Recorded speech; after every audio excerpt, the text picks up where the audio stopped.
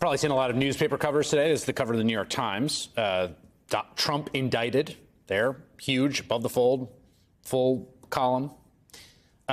50 years ago, this department accused Trump, his father, and their real estate company of racial discrimination against black people in apartment rentals. That's the first time Donald Trump's name appears in the New York Times. Over the course of the intervening 50 years, he has been sued and accused of unlawful behavior in just about almost every possible way, including violating the rules for Atlantic City casinos, almost getting his license revoked.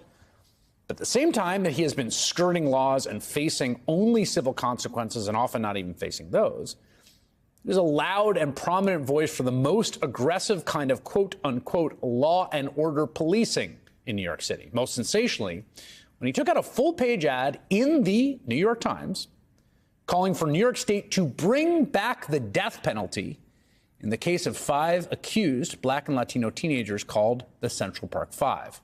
5 people who were later, quite famously, exonerated of the crime that they've been convicted of. One of them, Yusef Salaam, responded to the news of Trump's indictment yesterday with a one-word statement: karma. And Yusef Salaam joins me now. He is the author of Better Not Bitter, Living on Purpose in Pursuit of Racial Justice. He's a 2023 candidate for New York City Council. Also joining us is our very own Reverend Al Sharpton, host of MSNBC's Politics Nation. Great to have you gentlemen here. Thank you. Mr. Salaam, that tweet blew up for understandable reasons. What was going through your head? What did you think when you saw the news about Trump's indictment?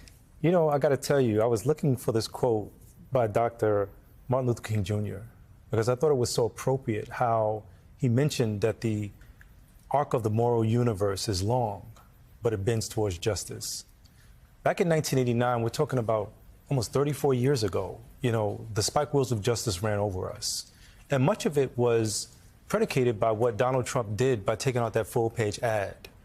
That ad was written, I should say it was placed in the papers 2 weeks after we were accused. We weren't given the presumption of innocence.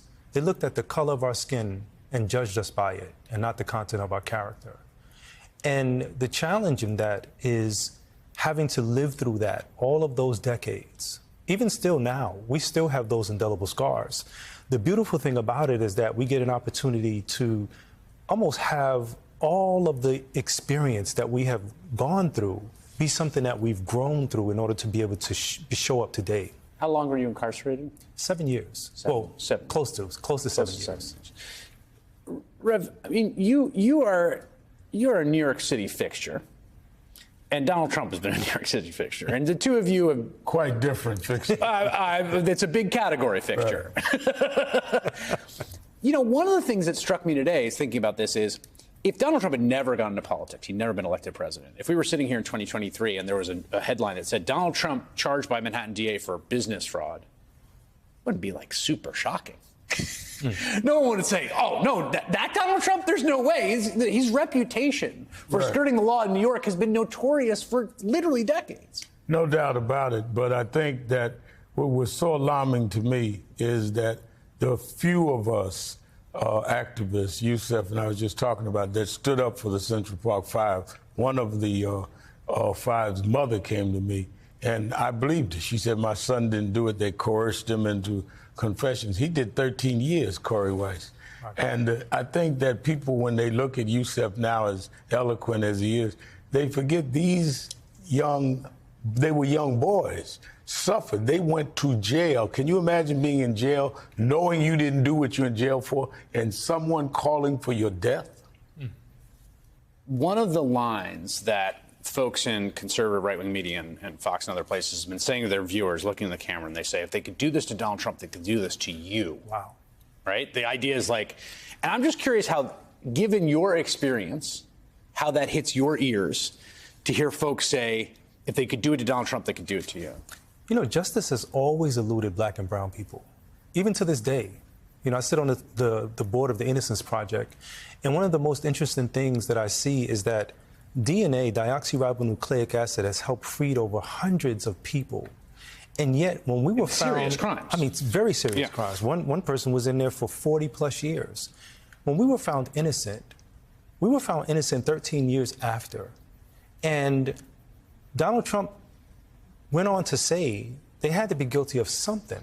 And I think that was the sentiment in America, that negative stain that is still here, that thing that plagues us in the justice system, that thing where we're constantly saying, where is the justice for us? After that ad, so I want to just make clear for the folks who have not followed this, he's never apologized. He's never said, I got this wrong and I'm sorry, and I shouldn't have put that ad. No, he doubled down. He doubled down. He said that the city should not settle with them. They shouldn't do anything. Because they have to be guilty of something. Of something. And the thing that was striking to me is, Yusef is very spiritual, as I am as a minister. Tuesday, when he's arraigned, is the 55th anniversary of the assassination of Dr. King. My God. And here is Yusef Salaam quoting Dr. King. And I think many of us in the movement believed what Dr. King believed, and that is you will reap what you sow.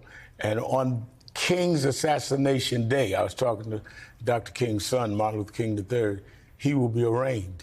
And Yusef and the other four will see him walk in the building they were arraigned in many years later. I know you have a relationship with Alvin Bragg. He is one of a number of prosecutors around the country who ran as reformers, right? And you see this Soros-backed tag.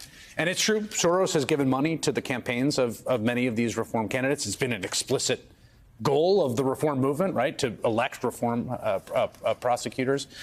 What do you, knowing what you know about him, I know you had him as an interview, how he's going to navigate this? I think that he has more stability and courage than people realize. And I think that his temperament is even. We had a prayer for him, a big prayer at our Saturday rallies we do at Nash Action Network last Saturday, because we're concerned about his family. He's getting droves of threats. The security side. And but he's been stable. He's a stable family man. He's a Sunday school teacher. But I don't think he would proceed if he didn't know the evidence was there. Let's not forget, a year ago, he would not go with the case.